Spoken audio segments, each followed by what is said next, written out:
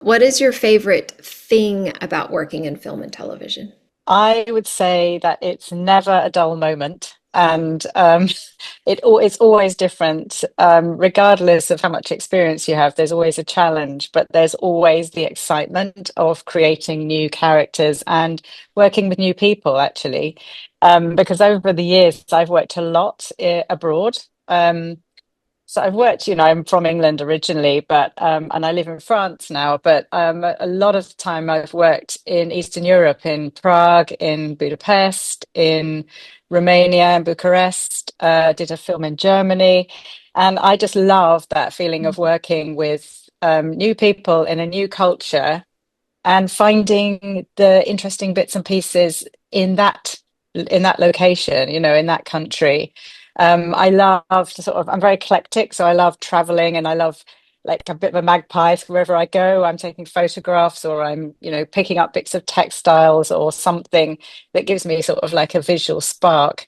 And I think the film world and particularly my job is all about just celebrating that. So it's fantastic. What is your least favorite thing about working in film and television? Oh, I'm at work at the moment, so I have to keep my voice down. Um, no, my least favorite thing, I think night shoots, I Yeah. would say, on my least favorite thing. I mean, I'm very lucky that I don't have to stand outside for hours and hours on end, in the dark, in the freezing cold. And I think obviously budgeting is not that much fun, but important. But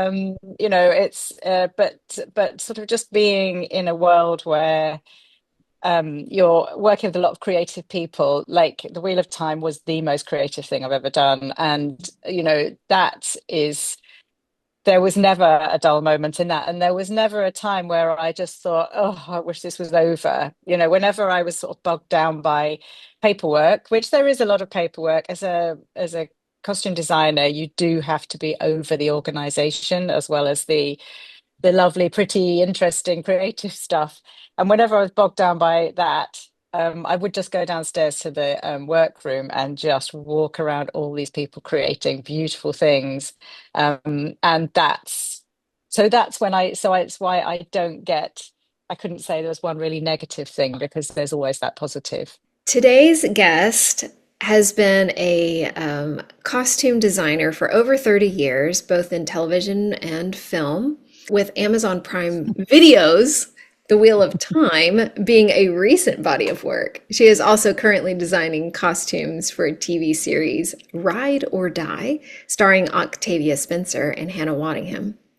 Her other TV work includes Netflix's The Stranger, based on the novel, Sky's period drama Jamestown, really beautiful costumes there too, an episode of Black Mirror entitled Black Mirror White Christmas, and the dark comedy Finding Alice. In film, her credits include The Nun for Warner Brothers and Collide, starring Nicholas Hoult, Felicity Jones, Ben Kingsley, and Anthony Hopkins. You have worked with a plethora of A-listers here. Welcome to the show, today's costume designer, Sharon Gilham. Hi, Sharon. Hi, nice to meet you, Catherine. You too. So, I want to ask, what were you like as a kid? I loved anything creative. My mum for Christmas always used to buy me one of those blocks of felt tip pens, as we call them in England, with all the colours of the rainbow. She would buy me little craft kits. She would buy me knitting kits. She would buy me, things to draw different papers to play with and that sort of thing. So I would say I was always making things and I always loved making things with my hands. I made like kind of Easter presents for my family and Christmas presents. And I just had this real interest through my mum, actually, who's a very creative person. She didn't work in the creative industries until much later in life, but she made our clothes for us when we were young. I grew up in London and we moved to the countryside in the south of England when I was quite young. And she was a young mother and she was quite radical in her dress. And she used to make us like gold velvet in the 70s. Like she made me a gold velvet blouse and my brother a gold satin shirt and like maxi coats and dyed our stockings black and put us in black clothes when all children were supposed to be dressed like the royal family and she was dressing us in this crazy kind of interesting way. And Wow. I think that that really sort of went into my consciousness and that love of clothes, I guess, and textures and just making things, just being creative was a really strong part of my childhood. Mm. Wow, that's awesome. Did you make anything for family for Easter this year? No, I was busy working. You're busy, yeah. You've moved on to other things now. No, I do still make things actually. And if I'm in a period where I'm not working and I'm feeling a bit sort of like, oh, what am I doing with my life? Or if I make somebody a card, like just a collage card, or I make a little bit of applique or something, it really lifts my spirits. It's like an endorphin. It's quite amazing. That's really neat. Like, and you said a card, like a card to write. Yeah, like a greetings card. Yeah, Yeah.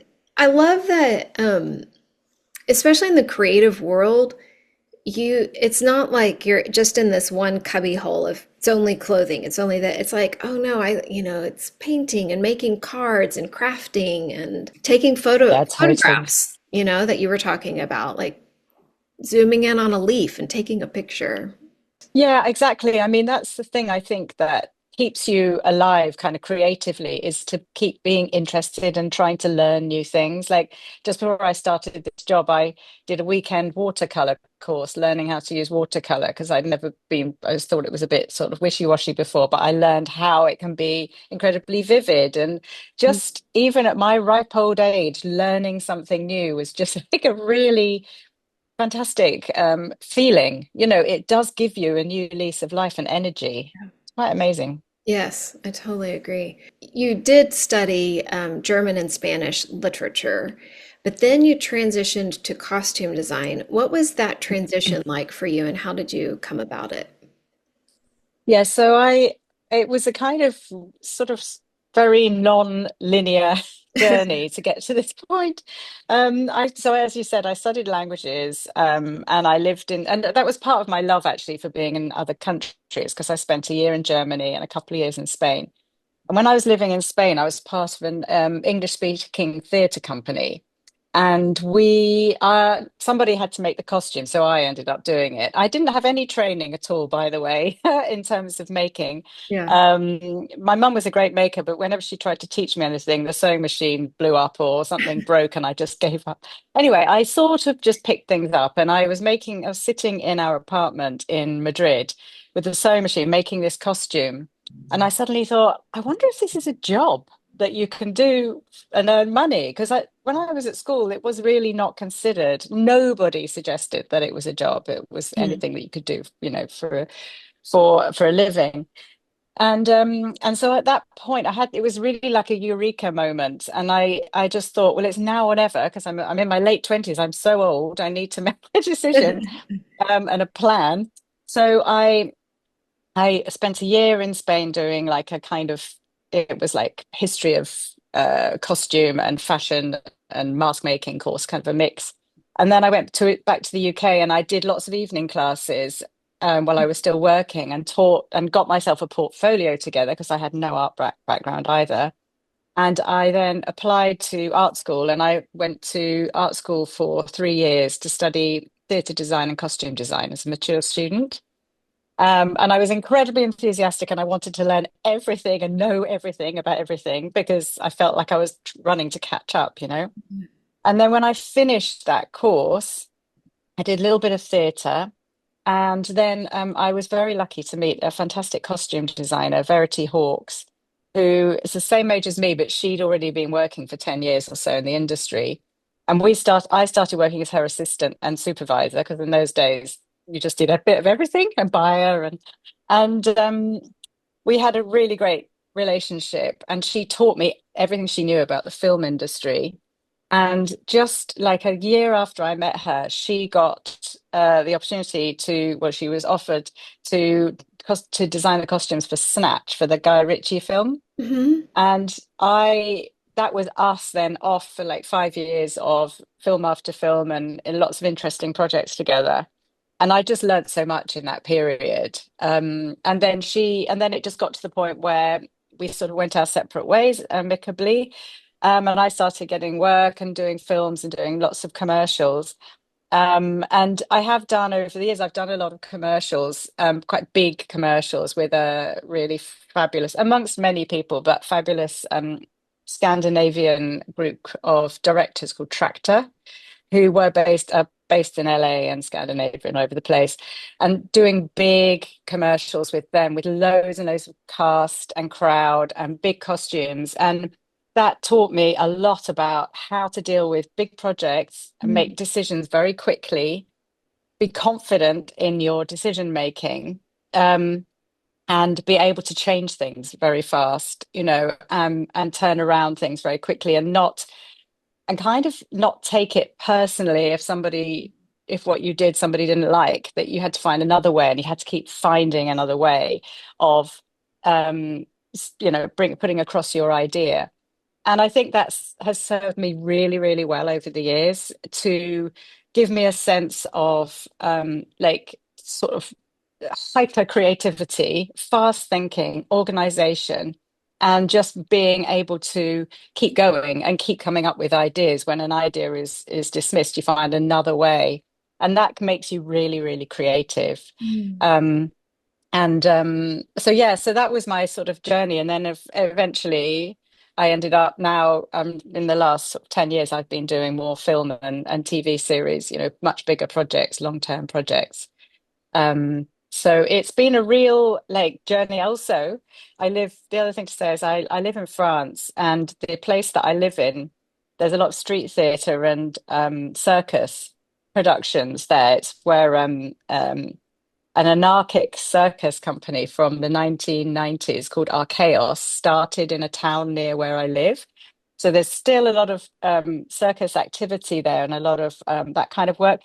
So I've also done that kind of work. So my my experience is so varied from living in these different countries, from doing these different types of jobs, um, working on a very small scale, very low budget, big budget things. So I can, I feel like I can handle anything. And I kind of go for the things that really interest me and the projects that really interest me. And The Wheel of Time is a project that kind of brought all of these worlds together, in the sense that they were it's very fast paced. You have to be very creative, but you can pick and choose these cultures and from all the cultures and the experiences that I've had. Yeah. Um, and they all kind of come in, and that's the benefit of experience, I guess, for all of us. The older you get, the kind of more stuff you have in the bank, that you can use.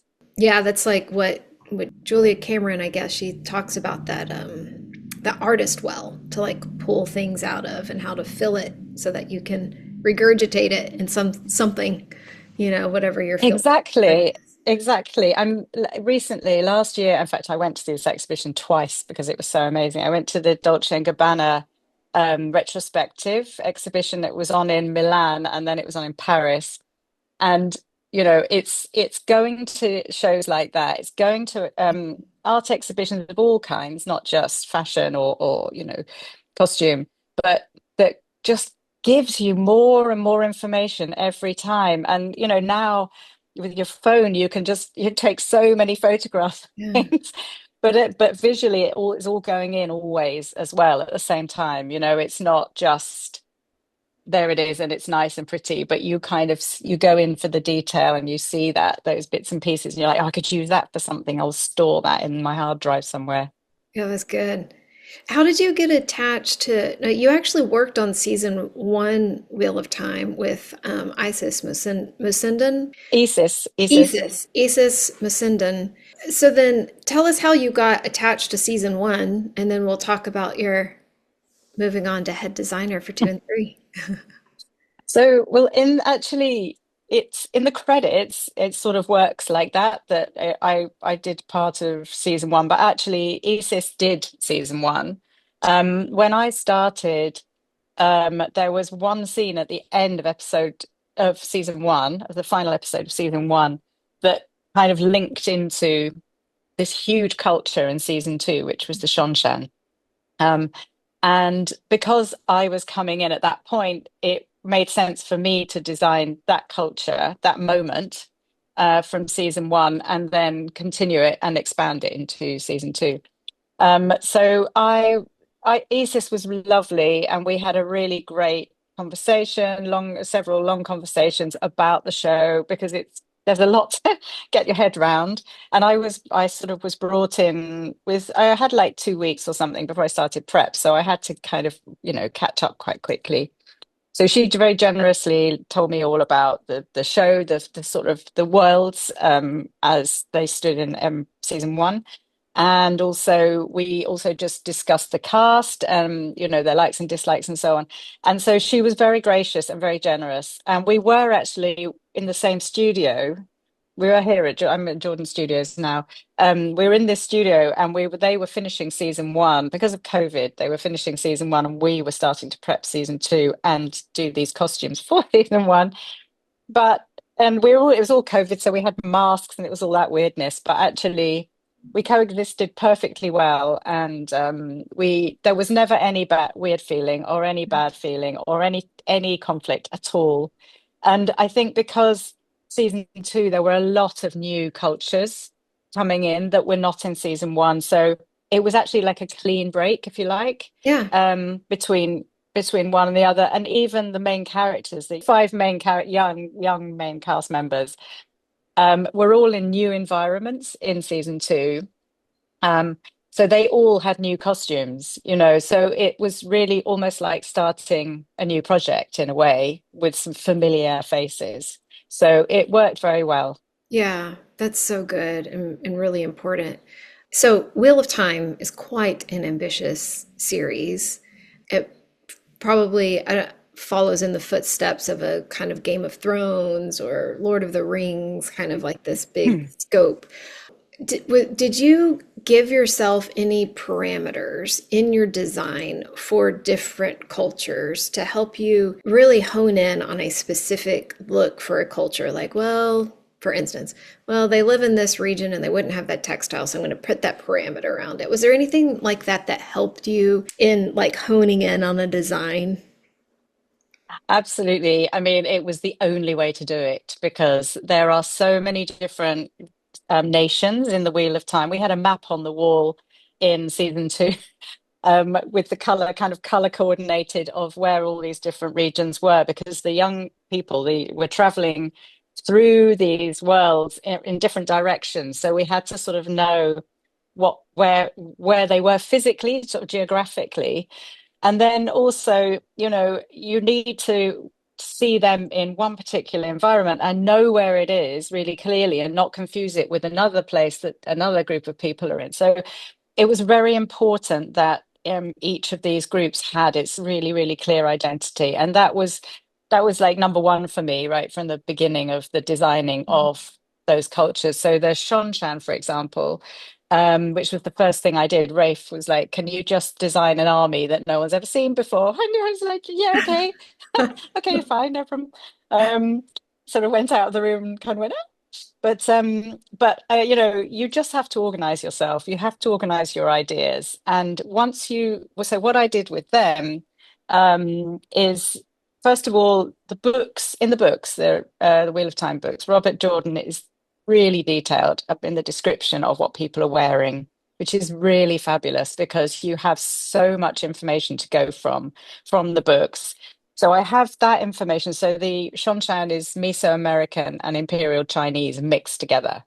So you start to do your research for Mesoamerican, Imperial Chinese, then and sort of just the shapes, the silhouettes, the textures, the textiles that they use. And then each group or each nation that I created, and I continued this through season three, I would give them a color palette that was really quite stylized and strict, so that again, it's very clear where you are, where these people are situated. So, for example, Korean, which is where Moraine comes from, Rosamund Pike's character, is French and Japanese. So their color palette was blue and white, Mhm. and everybody was in shades of blue and white. And with Japanese style, um, Japanese elements like kimono. So she wears this big, huge kind of French, traditional French style big skirt with a kimono on top of it as a jacket, as a fitted jacket with an Audrey Hepburn sort of tiny waist.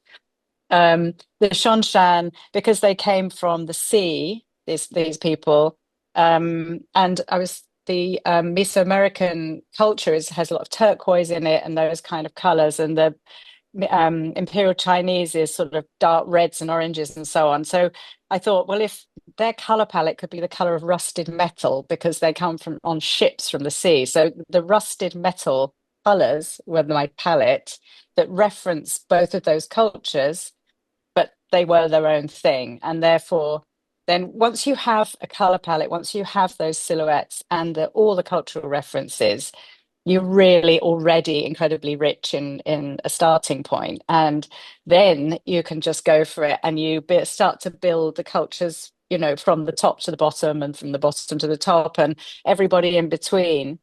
And what we also did, which we're really incredibly lucky, I was really incredibly lucky to have, was a really big, fantastically creative textile department who we created a textile for the Shongshan. We created a textile for Tanchiko in season 3.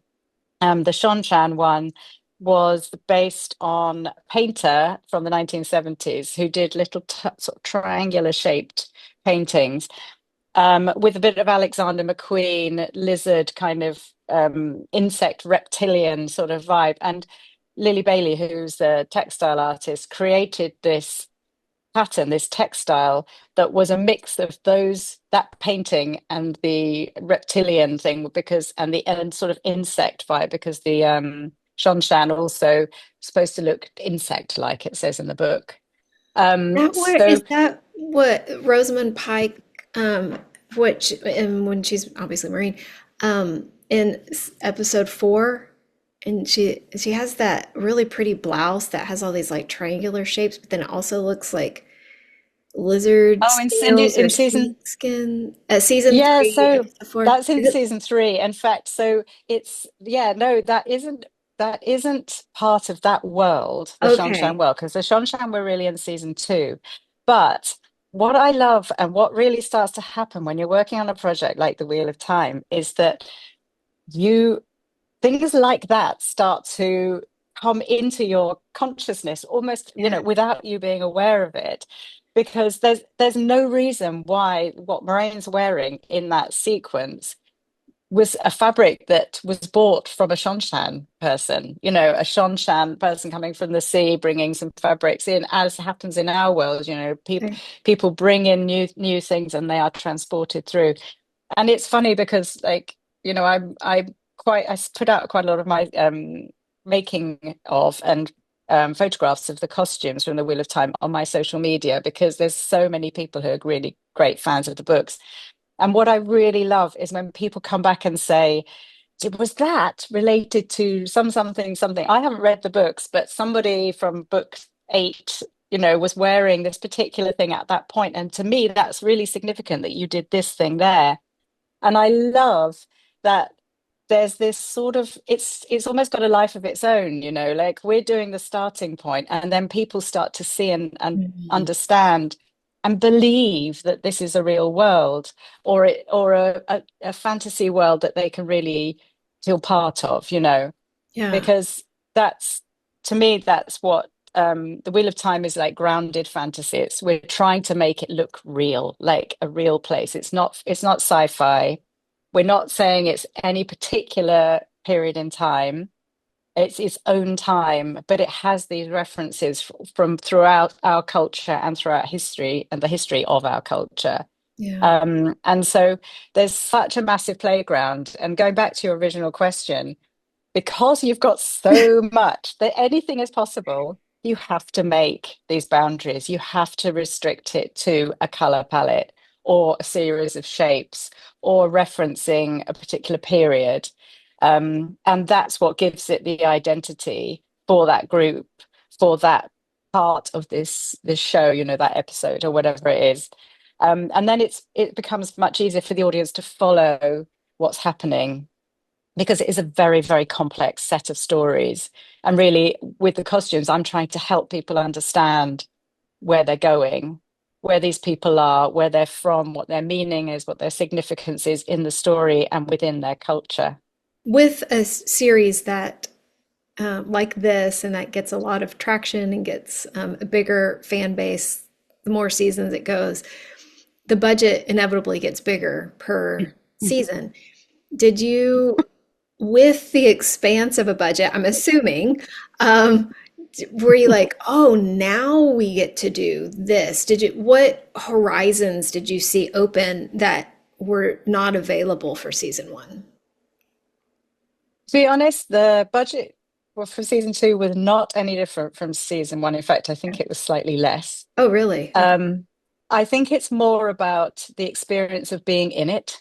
I think it's more about, as I said, I'd never worked on a show of this size before. I've never worked on a fantasy show before I did season two.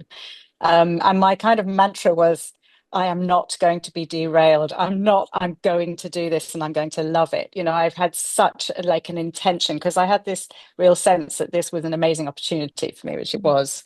I remember at the beginning of season two, Jan Diekman, who's the head of textiles, is a friend of mine. He did the film in Germany that I did with Anthony Hopkins and Ben Kingsley. And he's a good friend. And I remember right at the beginning, I said to him, can I have a word with you? And we went for a walk in a park and I sat him down and I said, I need you to just show me everything you can possibly do with textiles. Give me every single way of interpreting what printing and foiling and devore and everything. I want to know everything you can do because I'm slightly worried that I'm not going to have enough things for people to do.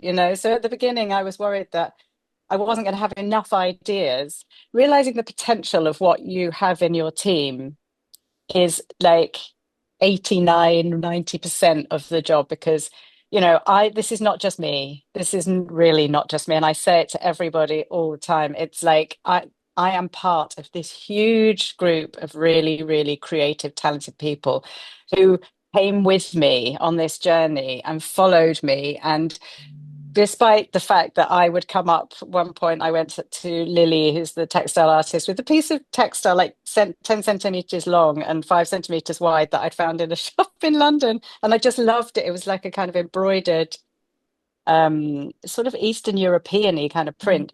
And I said, do you think you could make this in meterage? Could you make this, print this, copy this, make it up into an actual pattern, a repeat pattern, and then print it? Because we had this sort of 7 meter long printing table in our textile department. And so she'd be like, yeah, okay. And so she went away, she scanned the fabric, and then she did it in 5 different colorways. And then they printed it in meterage and we created it, made it into a costume just on cotton fabric, and made a costume for Nynaeve, which obviously she has, where she parts the seas, the oceans in episode 8. And so we needed to have many repeats made of that costume. So we had the capacity to go from a 10 centimeter piece to, 100 meters of fabric. Um, and I think so really the thing that changed things for me, it wasn't about the budget, it was about the scope, it was about the challenge. Like it's the Wheel of Time is a big set of stories in itself. And in when we did season 3, the stories were huge. Like every episode, there was a massive set piece. Normally you build to the big battle. That's in Yeah. episode 8 of the series. We had a massive battle in the cold open before the credits of episode 1. Episode 2 was Andor, which was again this huge pomp and circumstance of a royal family and all the entourage that comes with that. And episode 4 had all these Moraine seeing her futures and all these different gowns she had to have, and Rand's stories with all of his stories within which there were characters in each story. And I think that I never once went, I can't do this, or oh, for God's sake, Mm. it's too much, ever. It was always like, this is a great challenge. I need more people. I need more assistance. But with all of that and with this creativity, it's like a kind of drug. It's like an adrenaline thing that, just keeps you going. It's like endorphins because you're constantly being creative. And like that little girl who was always making things, it's that's me now. I'm still playing. I'm still having great fun. Was there a particular character that you struggled with designing for any, like you just couldn't, like it took a while to land on the look that you're like, oh, yep, that one's it now. Was there one that was in particular? The one that I think of that I don't know if I would say struggle, but it was right towards the end of the show. And we finished shooting in Prague and we moved to South Africa. Hmm. And we were doing the IEL, we're doing the sort of all the IEL stories in South Africa. So that was, the desert living people, the nomadic people. And we'd started a costume for Savannah in who is the one with the spiky sort of headdress and the huge kind of voluminous textured headdress. And I'd made her sort of like a warrior in Prague. And we'd done a fitting and so on, and I'd sent it over to Rafe, and then he didn't really reply for a while. In fact, not until about 3 days before, 4 days before we were shooting with her. He was said, she's she needs to be more than just that." And he said, "Did I say she needs to be like the Lady Suroth of season 3?" Lady Suroth in season 2 is the one with the gold face mask and the enormous kimono and the horned headdress. Like really, really dramatic. Yeah. And I said, "No, Rafe, you didn't You say didn't say that that. before." But okay. And this was where my sort of commercials experience kicked in. It was like, right, what can we do? And again, having amazing people around me. Rob Goodwin, who is couture leather maker, he did Lady Suros headdress. He's done a lot of pieces for season 2 and season 3, and actually he was in season 1 as well. He did the shoulder piece, the sort of leather bolero that Moraine wears that everybody loved in season 1. He was there, and I'd been carrying this porcupine kind of porcupine hide from England to Prague that'd been sitting in my office. Came to South Africa, and it was there, and it was like, it's been waiting for this moment. I'm going to use that porcupine spines, and we're going to make her into a sort of, again, a bit Alexander McQueen warrior, punky sort of warrior with this big sort of porcupine Mohican, and that big sort of gold necklace armor piece that she wears that has this strange shape. Um and that came together within like 2 or 3 days, that costume. And I think that it was really successful because there was so much, it was really spontaneous, but it had come from a place where I was a bit like, oh, this isn't working. What can I do? What can I do that I haven't done already? That's the thing, is like trying to be inventive all the time, trying to come up with new ideas. And Mm. sometimes it's a mix. Sometimes it's something you see or you find online or in a book. And sometimes it's just like those porcupine spines that were just waiting. And Yeah. I did have in my office piles of textiles that I'd bought that were just one-offs from French markets or from vintage shops in London or from India, where we did a trip to India for a week at the beginning of the prep. And these things, I tried to use them all because not only are they beautiful objects, but they're one-offs, but they're real things, Yeah. and you can see that on camera. You can see that that's had a life, that textile. And Yeah. I love this idea as well of recycling and so on, and not always just using new stuff because we know the film industry is very, very wasteful, and the fashion's very wasteful. So it's really nice to be able to do that and to reproduce and to reuse something that's had a life and give it another life and another interpretation. Oh, that's good. I have a friend that he's a costume supervisor for Broadway shows, and he talks about that there's like a date where the look is frozen. It cannot change because they then have their show is live and they have to work with dressers and the timing, and so there's a time when it's frozen. Is that the same for something as big as this, or is it like, nope, it could change like they're about to call action and they're like, oh no, actually, can we change the color of this? Like, is there any like so like last minute requests?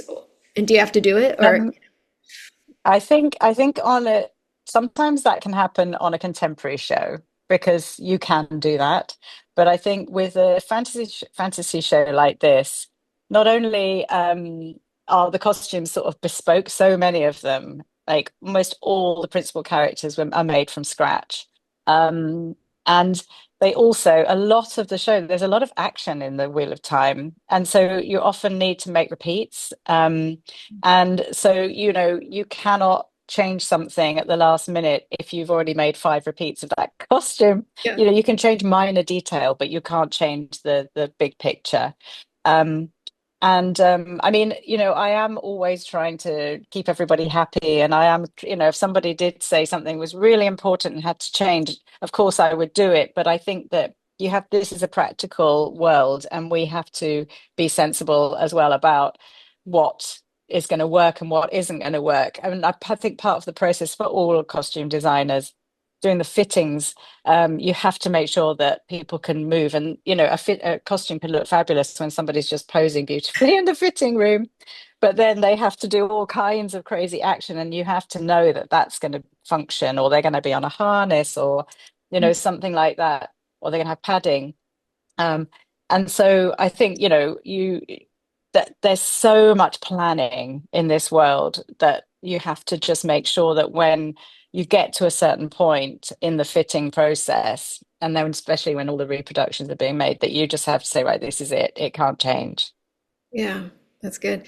Okay, there's a lot of symbolism you use in your costumes to indicate either something about the character presently or something from their past, something that will happen in the future, a little foreshadowing.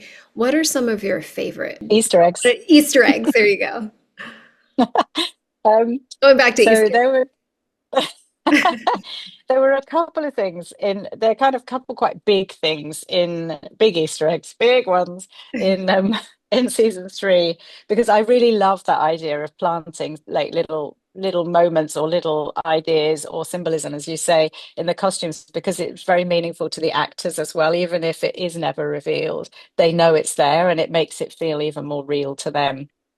So two of them were one of them was Rand's jacket that he wears at the end of towards the end of the Aiel Waste, when he's in episode 8 certainly, and episode 6 I think, he wears this jacket which is kind of brownie colors with a blue trim down the front that has hand stitching across it.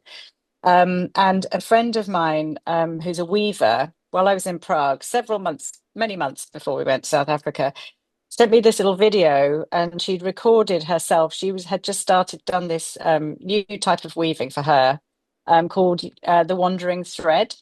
And she was describing in this little video how there's a sort of thread that you weave through the textile as you're creating it. And it symbolizes your life, your journey through your life. And every now and then, it gives me goosebumps, even when I talk about it now. And I've talked about it quite a few times, but it's so beautiful. And every now and then, you put a little shape, she put a little triangle to signify an important moment, or something that happened to you that was significant. And as she was describing this, I was thinking, oh my God, that's Rand's story. That's Rand's. Like, he's been on this journey, and he's coming to this place, and we could create a textile like this for him to wear, which would be like him carrying his journey with him, or the symbolism of the significance or a metaphor of his journey. So I asked her to weave a fabric in the colors of the Aiel world, which was these sort of browny colors with a sort of a reddish tone in there as well, because we went from different landscapes through different landscapes as well in in the Wheel of Time in South Africa. And then she created these textiles, these pieces, and our fantastic Czech tailor Tomáš made them into this jacket, and I felt like something was missing. So I felt like it needed another color in it, needed some blue in it, because Rand is from a place called Two Rivers. So we created this front panel that is actually a textile that was worn by his lover and his sort of nemesis, Lanfear, in season two. So it's a connection to her. And then it had sort of this blue stitching, hand stitching all across it, which is also similar to the Korean world, which is Japanese, like sashiko stitching. But it also was meant something to do with the Two Rivers, and they also have hand stitching and hand decoration in their clothing. So it was like a connection between his past and his future kind of coming together, but it was in this really rich textile that was just a complete one-off created just for him, just for the show. So he absolutely loved it. Um, and the other one is Moraine's armor that she wears right at the end, this sort of golden filigree kind of breastplate thing. And I wanted to create like a bodice. I wanted to create something for her as well that was very meaningful to her and her character and herself. And I love using text if I can in costumes. And there's a piece of text. So we have a resident expert, Sarah Nakamura, who's read all the books like 14 times, and she you can always ask her any question about anybody in the Wheel of Time, and she can give you like 2 pages of A4 about that character. It's a good I said, resource "Is to there have right there. Yeah, exactly, exactly. And I said, is there something that Moraine would say, or something from the books that's like Moraine's thing, Moraine's credo, you know? And she said, oh, there's text which is remember and heed, it is time, and I must do what must be done. And so we took this text, and in the Wheel of Time, there's a language called Old Tongue, and it's the language that they use for writing and speaking sometimes. And so we translated that text into Old Tongue, which is like a kind of Cyrillic alphabet. It's not like, it's like hieroglyphs. Mhm. We translated it into that. And then Rob Goodwin, who's the incredible couture leather guy, made it into a graphic, flipped the text, and it became a pattern. And then he made that we had laser cut that in leather. And then he painted it with the gold and the copper colors. And it's so, in other words, it's like her credo as her armor on her body as she's having this really important final battle that could be the end of her. So it was really, really deeply significant. But when you look at it, it's like, wow, what a beautiful bodice, what a beautiful bit of filigree armor.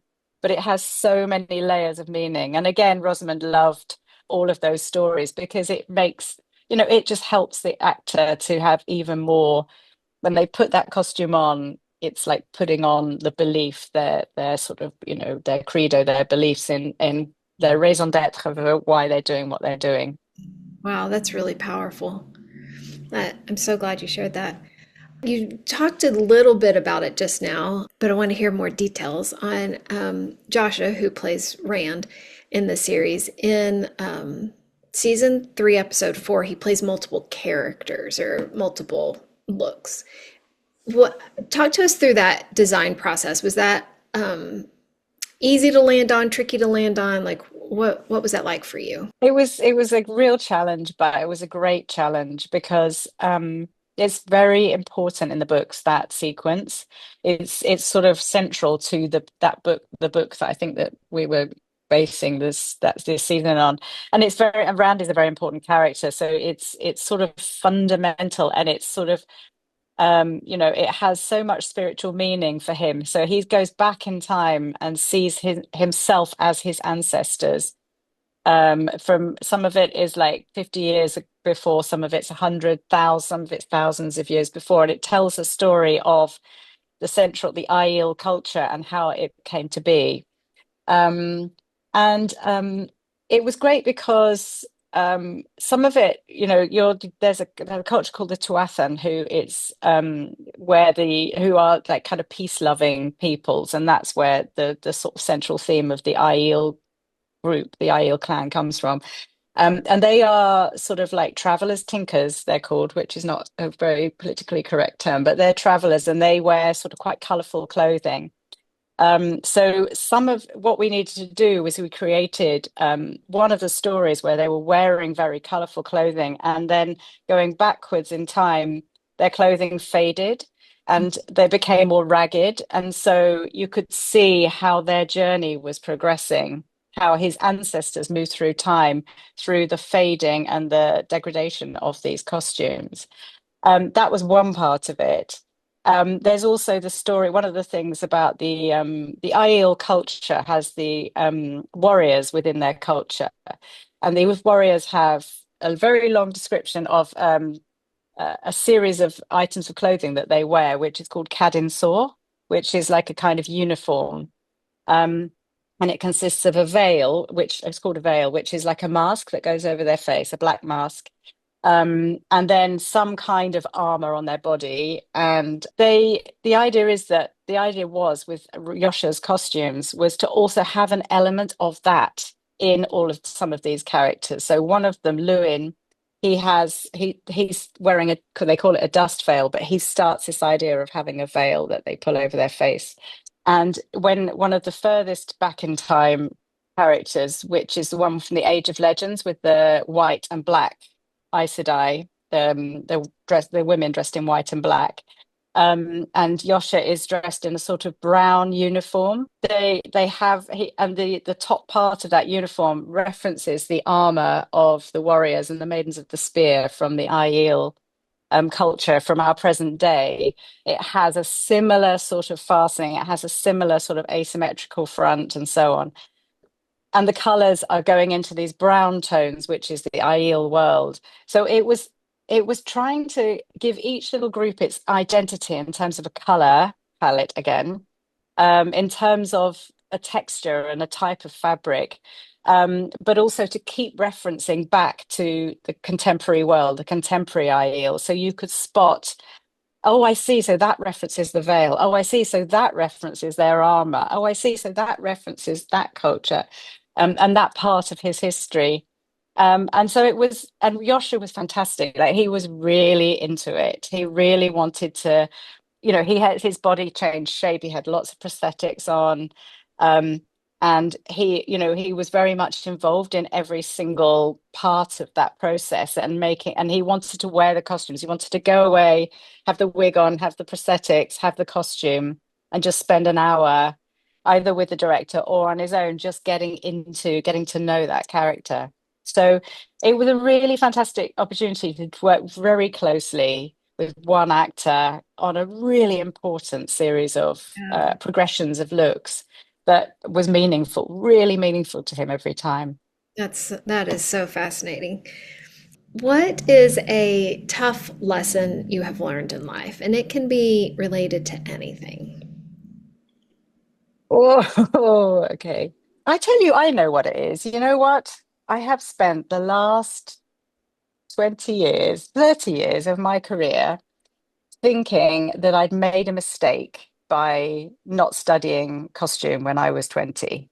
By like I call it my time in the wilderness. My 20s where I didn't know what I didn't have a focus. I didn't know what I wanted to do in life.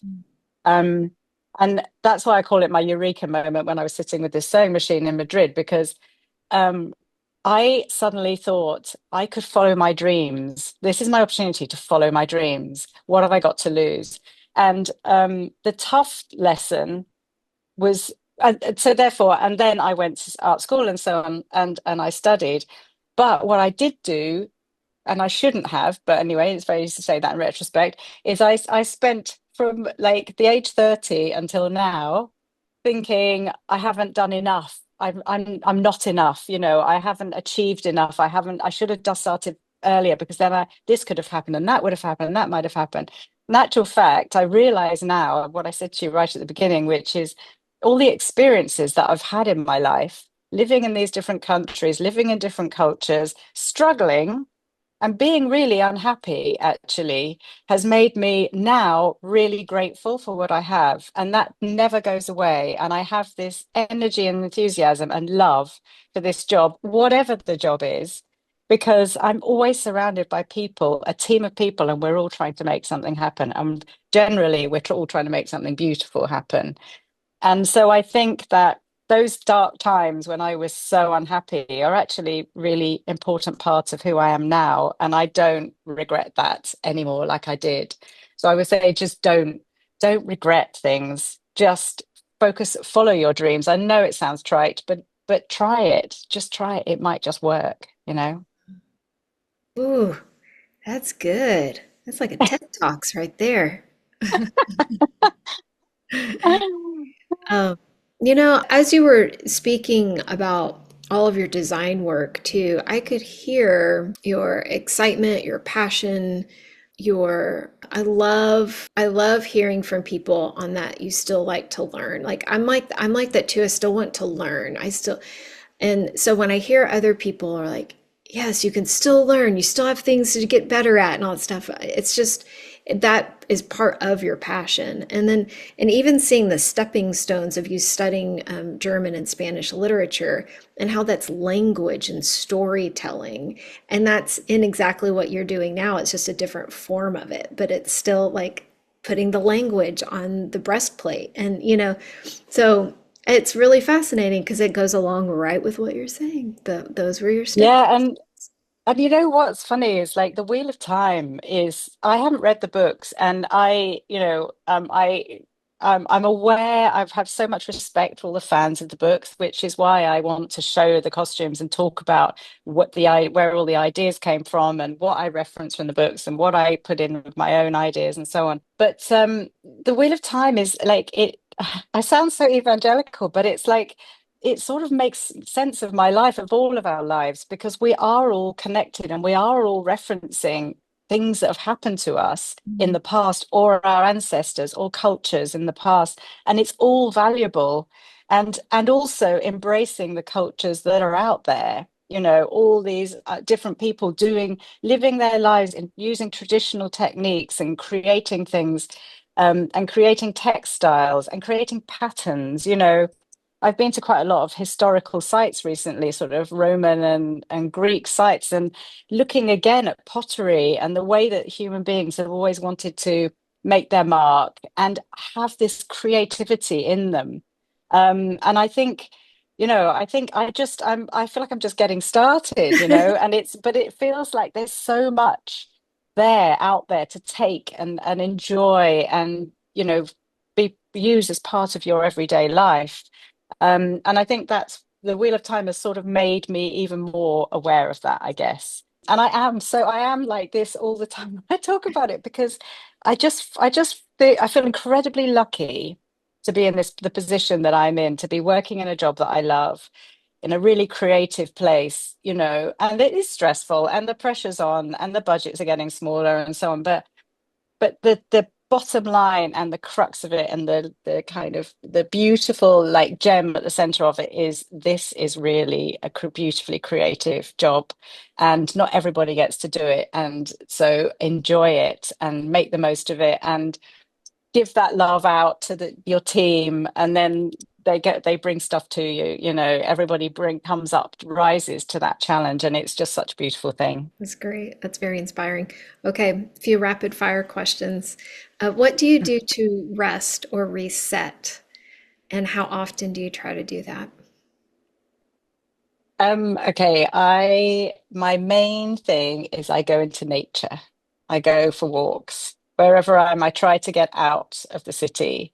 I love being in cities. Like Prague is a beautiful place to be. London's a very exciting place to be, but there's nothing like just getting away and just climbing a mountain or not, or walking by a river, or just watching nature in its cycle, going, walking through woodland um, or just climbing a hill. And that really is my way of unwinding. And how often do I do it? Well, it depends on the job I'm working on, or what if I'm at home, I do it every day. If I'm working on the Wheel of Time, I had a very great friend, Colin, who we used to go walk for walks, like 4 or 5 hour walks every weekend. And sometimes we would talk and sometimes we would just enjoy that moment. So that's my main way of getting away and just going into a quiet place and, being able to just be calm. Yeah, that's good. Is there a movie you can watch over and over again? There are films that that inspired me as a young person at various times in my life. There's films like In the Mood for Love with absolutely beautiful costumes, beautiful lighting, beautiful sets, everything, beautiful story. I'm really drawn to those kind of very artistic films that are just a visual feast. I love Wes Anderson films. I actually love The French Dispatch because I live in France and it was after COVID, I hadn't been to the cinema for a long time, and I went to see that film and I just fell in love with cinema completely. But I think it's those kind of epic, visually very beautiful films that are very, very designed. That's my kind of go-to favorite film because that's where I am in my head. Yeah. That's where I live in my Yeah. head most of the time. Okay, you've been to a lot of places. Is there, out of the places you've been to, is there one that you suggest people really need to go to this place and visit? I would say that place in Slovenia there's a place in Slovenia where we shot the a scene where Rand is going mad. He's in the river and he's covered in blood and he's shouting at Egwene and Nynaeve and Elaine, who are on horseback and are all dressed in this beautiful like kind of warrior outfits. But that location had the most turquoise river that I have ever seen. It was unreal. It's this perfectly protected environment, mountains all around, and this freezing cold, clean water running through this river. And that I could have just sat there and just sort of meditated and just completely gone completely zen. It was an incredible landscape. So I would say there. But then South Africa is amazing. It's I remember arriving actually in Cape Town and just thinking, I'm at the bottom of Africa. Like I could see myself on a world map and I couldn't quite believe I was there. But where I live at home, the Cevennes Mountains is incredibly beautiful too. But like I always, when you ask me that question, I go to green, I go to Mm. landscape, I go to countryside, always that will be my go-to favorite place. Yeah. Yeah. What's next for you? Well, I'm after this series, Ride or Die. I'm here until the middle of June. We finish in the middle of June. Just get my calendar on the wall. And well, there's a few jobs possibilities in the pipeline, but nothing is fixed. Maybe Portugal, maybe Slovakia. But these are just possibilities. Then none of it is confirmed. Maybe back to Prague. I don't know. Okay. Um, we would all love to do another season of The Wheel of Time, but that's in the lap of the Amazon gods and not anything that we can influence. When do you find out? Is that just kind of any day you could find out? Or... Well, we've kind of all been asking the question since we finished last year in March, April. No, I mean, I don't know. Nobody knows. Yeah. We don't know how those decisions are made, but it's just, I feel like, I was saying earlier that I feel like in season three, I was really suddenly started to understand the passion, started to understand the love, and start to see how far we could go with this project. There'll be other projects, of course, but this one is very, very special, I think, to me and to my team because it was such a journey. And we're just really proud of what we created, and how much we created. And it was just a great family. We were and are a family still. Yeah, that's great.